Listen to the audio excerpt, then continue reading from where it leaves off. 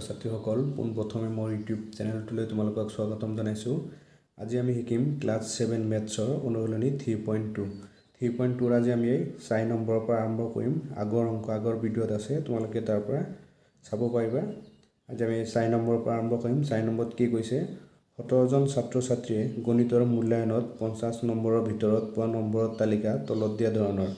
মানে পৰীক্ষা হৈছিলে 50 নম্বৰৰ ভিতৰত এনেধৰণে নম্বৰ পাইছিলে 28, 32, 35, 21, 27, 35, 27, 42, 35, 22, 23, 35, 25, 23, 40, 24, 31। এই তথ্যখিনিৰ পৰা বহুলক আৰু মধ্যমা নিৰ্ণয় কৰা। দুয়োটা মান একে হয়নে এইটো আমাক কৰিব দিছে। এইটো আমি এনেকৈ কৰিম। 4 নম্বৰত প্ৰথম আমি যেটো গণিতৰ নম্বৰ দিয়া আছে এই নম্বৰসমূহ ঊৰ্ধ্বক্ৰমত সজাই ল'ম। এনেকৈ লিখি ল'ম ঊৰ্ধ্বক্ৰমত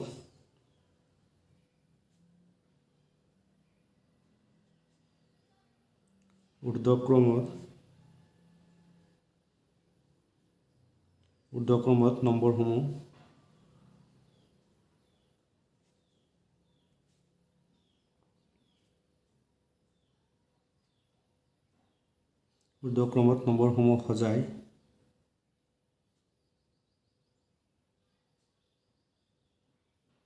আমি পাওঁ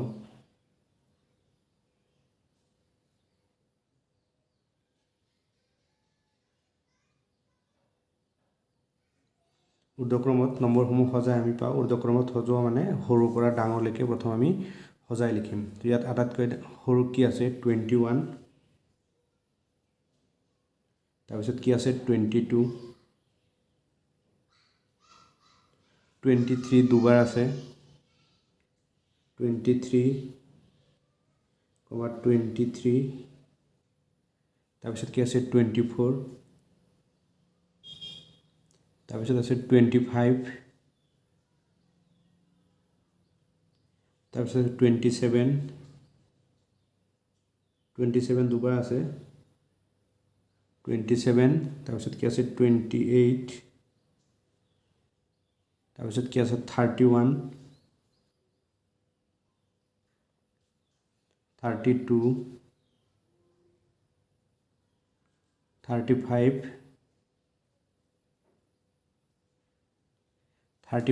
4বাৰ আছে চোৱা 35,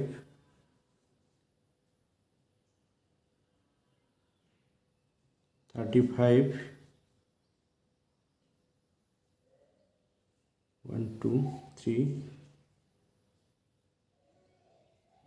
35 4বাৰ আছে 40 আছে এবাৰ 40, তাৰপিছত কি আছে 42। এইটো আমি কি কৰিলোঁ প্ৰথম ঊৰ্ধ্বক্ৰমত সজাই লিখিলোঁ। এতিয়া কি কৈছে প্ৰথম আমি ঊৰ্ধ্বক্ৰমত সজাই লিখিলোঁ। এই তথ্যখিনিৰ পৰা বহুলক আৰু মধ্যমান নিৰ্ণয় কৰিব লাগে। প্ৰথম আমি এই তথ্যখিনি বহুলক লিখি লওঁ। এতেকে এই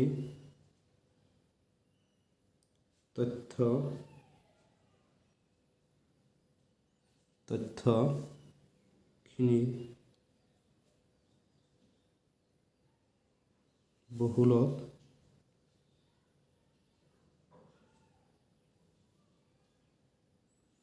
হ'ব। এই তথ্যখিনিৰ বহুলক হ'ব। বহুলক মানে কি আছিল আমাৰ ইয়াত যিটো ৰাশি দিয়া আছে, ইয়াত যিটো নাম্বাৰ দিয়া আছে, যিটো ৰাশি মানে আটাইতকৈ বেছিবাৰ থাকে সেই ৰাশিটোৱে হয় সেই তথ্যৰ বহুলক। ইয়াত আটাইতকৈ বেছিবাৰ কিমান আছে আমি যদি চাওঁ 35টো আটাইতকৈ বেছিবাৰ আছে, 35টো 4বাৰ আছে। তো এই ৰাশিটোৰ বহুলক কিমান হ'ব 35। 35টো কেনেকৈ হ'ল আমি জানো যে যিটো ৰাশি আমাৰ যিটো ৰাশি দিয়া থাকিব সেই ৰাশিকেইটাৰ ভিতৰত যিটো ৰাশি আটাইতকৈ বেছিবাৰ থাকিব সেই ৰাশিটোৱে হ'ব সেই তথ্যৰ বহুলক। তো 35টো ইয়াত আটাইতকৈ বেছিবাৰ আছে, এই 35টো হ'ব এই তথ্যৰ বহুলক। তাৰপিছত আৰু কি উলিয়াব দিছে মধ্যমা আৰু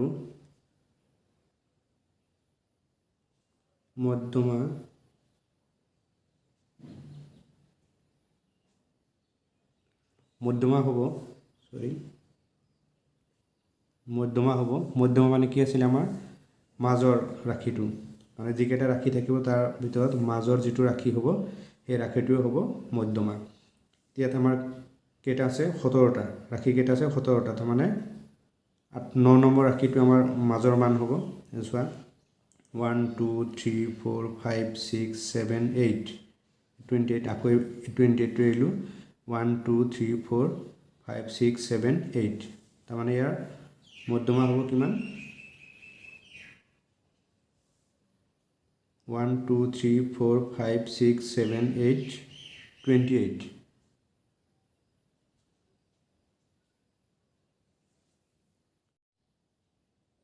আমি ইয়াৰ মধ্যমা কিমান লিখিম 28 হ'ব 28 আৰু কি কৈছিলে দুটা মান একে হয়নে তাৰমানে আমি যেটো বহুলক ওলালো এই বহুলক আৰু মধ্যমাৰ মান একে হলে একে বুলি লিখিব লাগে কিন্তু আমি বহুলক কিমান পালো 35 আৰু মধ্যমা কিমান পালো 28 গতিকে আমি লিখি দিব পাৰিম এতেকে বহুলক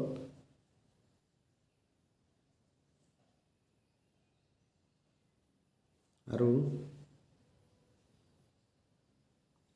বহুলক আৰু মধ্যমা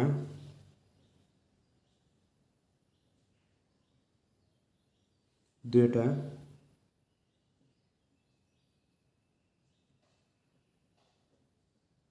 একে নহয় একে নহয় কাৰণ আমি বহুলক পাইছো 35 আৰু মধ্যমা পাইছো কিমান 28 এটো আছিল আমাৰ 4 নম্বৰৰ এনসাৰ এটা আমি 5 নম্বৰটো চাও আমি 5 নম্বৰটো চাও 5 নম্বৰটোত কি আছে তলৰ তথ্যসমূহৰ পৰা বহুলক আৰু মধ্যমা নিৰ্ণয় কৰা আৰু দুটা মান একে হয়নে তাৰমানে ইয়াত আমাৰ কি আছে কিছুমান তথ্য দিয়া আছে এই তথ্যসমূহ আমি কি কৰিম প্ৰথম ঊৰ্ধ্বক্ৰমত সজাই লম সজাই লোৱাৰ পিছত ইয়াৰ বহুলক উলিয়াম আৰু মধ্যমান উলিয়াম যদি আমাৰ একে হয় তেতিয়া আমি লিখিম যে বহুলক আৰু মধ্যমা দুটা একে হয় আৰু যদি নহয় তেতিয়া নহয় বুলি লিখি দিম এটা 5 নম্বৰ এনসাৰটো হ'ব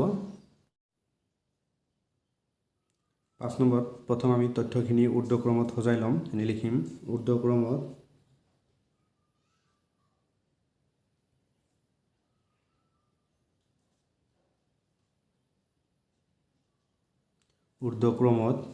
তথ্যখিনি সজাই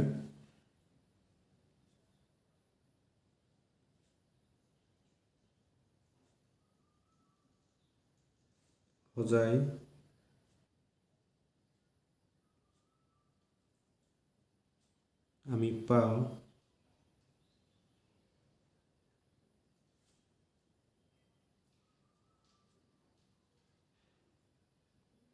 সজাই আমি পাও প্ৰথম তথ্যখিনি আমি সজাই লিখিম সৰু ঊৰ্ধ্বক্ৰমত সজোৱা মানে সৰুৰ পৰা ডাঙৰলৈকে ইয়াত আটাইতকৈ সৰু কিমান আছে 12 আছে 12 দুবাৰ আছে তাৰপিছত কিমান আছে 13 13 দুবাৰে আছে তাৰপিছত কিমান আছে 14 কেইবাৰ আছে 1 2 3 14 কিমান আছে 1 2 3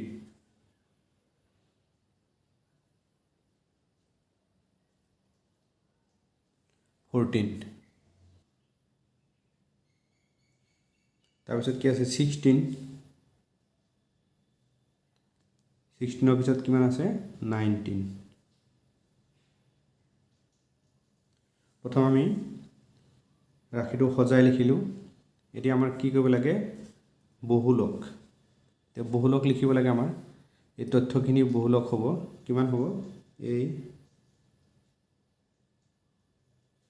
তথ্য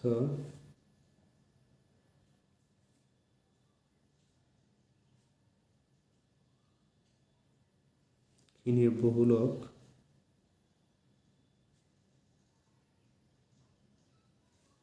হ'ব এই তথ্যখিনিৰ বহুলক কিমান হ'ব 14 বহুলক মানে যেটো ৰাশি আটাইতকৈ বেছিবাৰ থাকে ইয়াত 14 টো আটাইতকৈ বেছিবাৰ আছে তো কি হ'ব এই তথ্যটো বহুলক হ'ব 14 নাইবা এনেকৈও লিখি দিব পাৰা 14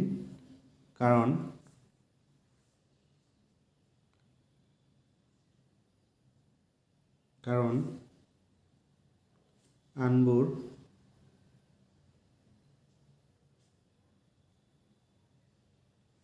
ৰাশিতকৈ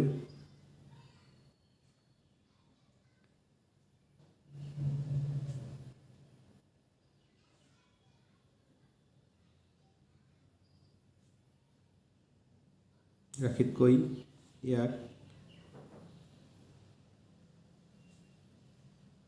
বেছি বাৰ পোৱা গৈছে।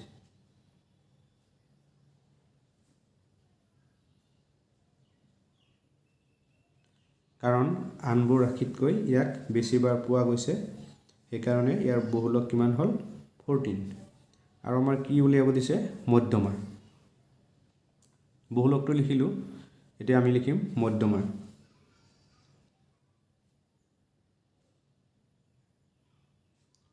মধ্যমা মানে মাজৰ সংখ্যা। ইয়াত আমাৰ কি আছিলে 1 2 3 4 5 6 7 8 9, তাৰমানে 4 4 8, 5 নম্বৰটো হ'ব আমাৰ মাজৰ সংখ্যা 1 2 3 4, আকৌ 14টো এৰি দিলে 1 2 3 4, তাৰমানে 14 হ'ব। এতিয়া আমাৰ বহুলক কিমান পালোঁ আমি 14 পালোঁ, আৰু মধ্যমানত কিমান পালোঁ 14 পালোঁ। তো আমাক কি কৈছিলে যে দুয়োটাৰ মান একে হয়নে, আমি লিখি দিম এতেকে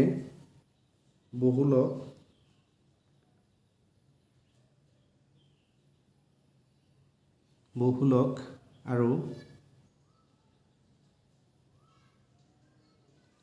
মধ্যমা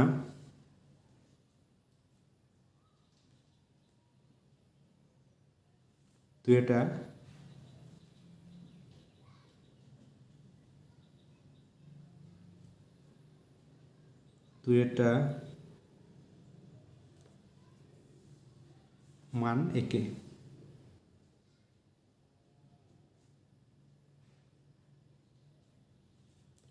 দুয়োটাৰ মান একে।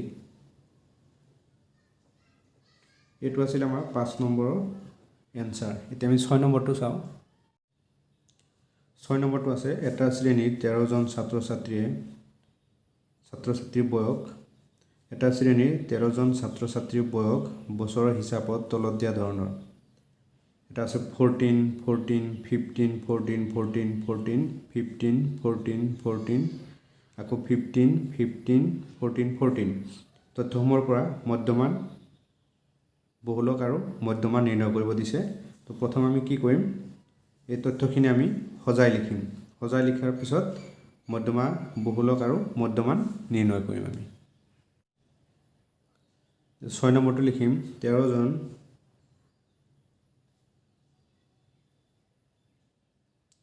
ছাত্ৰ ছাত্ৰীৰ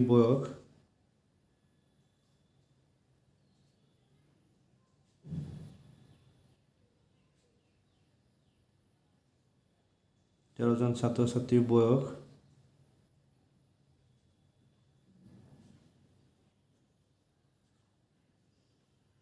ঊৰ্ধ্বক্ৰমত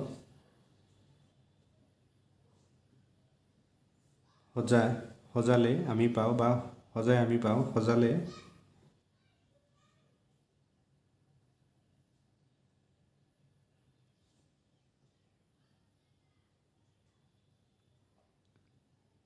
আমি পাওঁ।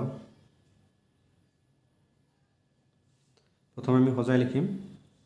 আটাইতকৈ সৰু কিমান আছে 14, 14 কেইবাৰ আছে,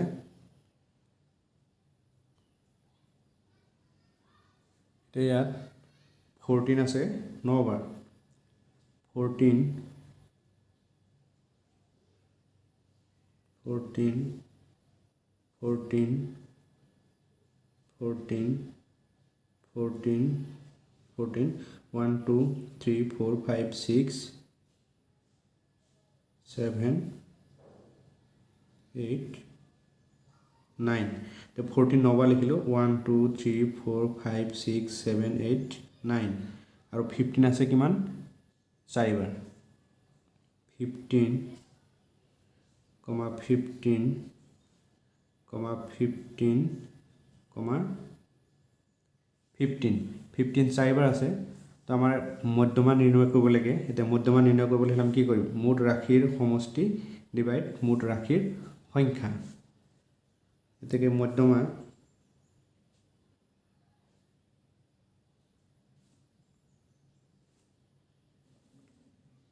মানে এই ৰাশিকেইটা আমি যোগ কৰি দিম আৰু টোটেল কেইটা আছে 13টা 1 2 3 4 5 6 7 8 9 10 11 12 13 আমি 14 লিখিব লাগিব 9 বাৰ 14 plus 14 plus 14 plus 14 plus 14 plus 14 plus 14 plus 14 1 2 3 4 5 6 7 8 9 plus 14 আৰু 15 আছে কিমান আমাৰ চাৰিবাৰ 15 plus 15 plus 15 plus 15 ডিভাইড কিমান হ'ব 13 আমি 13 এৰে ডিভাইড কৰিব লাগিব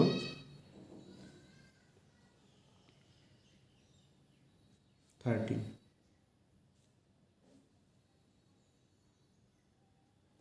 এটা 14 আছে 9 বাৰ 14 into 9 কৰিলে কিমান পাম আমি 126 আৰু 15 into 4 কৰিলে কিমান পাম 60 60 plus 126 কৰিলে পাম আমি 186 এটা 186ক আমি 13 এৰে ডিভাইড কৰিব লাগিব 186 ডিভাইড 13 এতিয়া প্ৰথম কেইবাৰ যাব এবাৰ যাব 13 into 1 কৰিলে কিমান হ'ব 13 এটা 8 ৰ পৰা 3 মাইনাস কৰিলে কিমান পাম আমি 5 পাম আৰু 6 টো নামি আহিলে এতিয়া 13 into 4 কৰিলে কিমান পাম আমি 13 into 4 কৰিলে কিমান পাম 52 13 into 4 কৰিলে কিমান পাম 52 এটা 6 ৰ পৰা 2 মাইনাস কৰিলে কিমান পাম আমি 4 এটা 4 ত 13 না যায় তো আমি ইয়াত পয়েন্ট দিলু পয়েন্ট দিয়াৰ লগে লগে ইয়াত 0 দিব লাগিব এতিয়া কেইবাৰ যাব 13 into 3 কৰিলে কিমান পাম আমি 39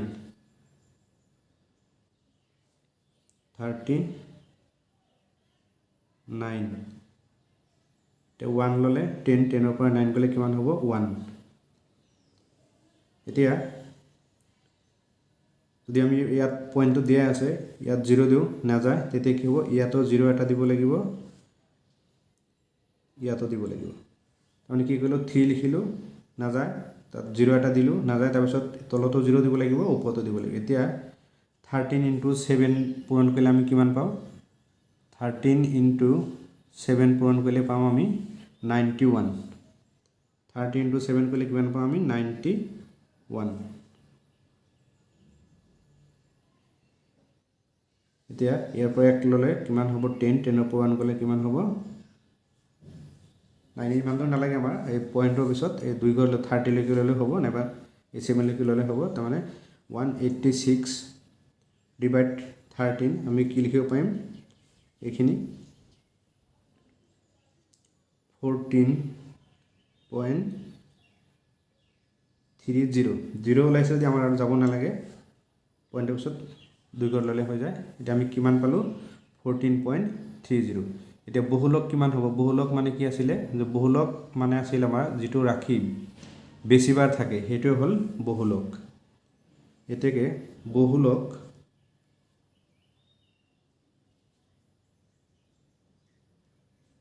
বহুলক কিমান হ'ব ইয়াৰ 14 টো আটাইতকৈ বেছিবাৰ আছে ইয়াৰ বহুলক কিমান হ'ব 14 হ'ব আৰু কি লিখিছে আমাৰ মধ্যমা এটো ওলাল আমি মধ্যমান আৰু কি আছে মধ্যমা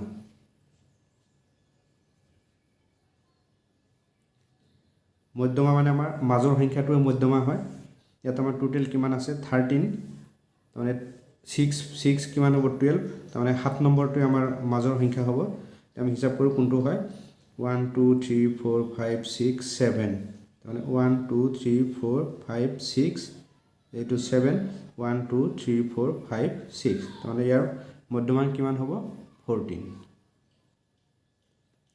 মধ্যমা মানে মাজৰ সংখ্যাটো হয় মধ্যমা আৰু বহুলক মানে যেটো ৰাশি আটাইতকৈ বেছিবাৰ থাকে হেতু হল বহুলক আৰু মধ্যমান মানে হল আমাৰ মুঠ ৰাশিৰ সমষ্টি ডিভাইড মুঠ ৰাশিৰ সংখ্যা এটো আছিল আমাৰ 6 নম্বৰৰ এনসাৰ